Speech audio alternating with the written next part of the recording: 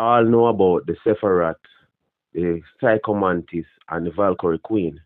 But what about the boss that give us a hell of a good fight without getting any recognition? Today, I'm going to highlight five boss that deserve some spotlight.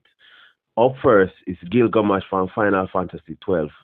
Now, Gilgamesh is a comedic act in the Final Fantasy series, but in Final Fantasy 12, they turn it up a notch. The first two encounter is practically laughable, but when you meet him for the third time, that's when hell break loose. Now we have finally found the legendary sword that he is looking for, and it proved that it make a difference. Now Gilgamesh in this phase have an attack that can instantly kill a party member, do a ton of damage, and even leave a lot of static effect.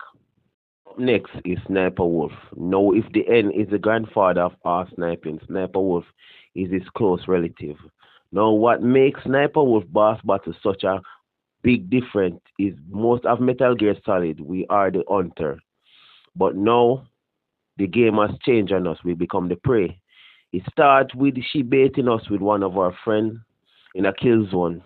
So we have to think strategically more than just gun blazing. This boss battle is so different and it deserves a highlight because it makes us think outside the box and we have to follow footprint in the snow to get ahead.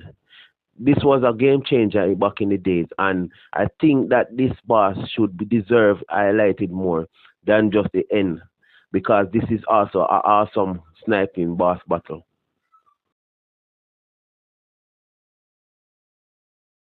The Legend of Zelda. Most people talk about Ganon or his human form, Ganondorf. But what about the first horror theme boss ever made in Zelda? Bongo Bongo. Now, Bongo Bongo is a boss that looks straight out of a nightmare, and I wonder even how it made it in a E-rated game. Now, you fight Bongo Bongo in the Shadow Temple, one of the most creepiest theme in Legend of Zelda: Ocarina of Time. Bongo Bongo stand out to be with his unique design from everything else in the game, and it is an incredible boss fight. And I think this boss deserves to be highlighted much more. Now, up next is Kiana, the Forest Queen from Prince of Persia, The Last Crown. Now, it was a debate between the Bow of Destiny or Kiana, but I have to go with Kiana, the Forest Queen, with this one because it is a more intense battle, lot less highlighted, and it is an awesome fight. First stage, you fight Kiana and his beast, but as it go on, she become much more difficult. The scenery is amazing, the boss battle is great, and it deserves more praise than it actually getting. Now, Kiana, the Forest Queen, is just a good boss battle in an amazing game.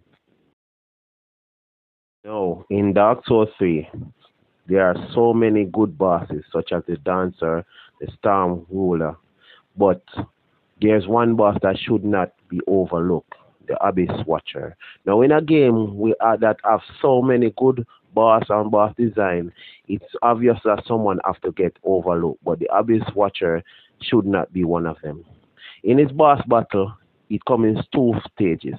The very first stage, you fight him and with even a aid, a clone of his own self helping him. Now this boss battle is an amazing one and it is a roadblock in the difficulty spike.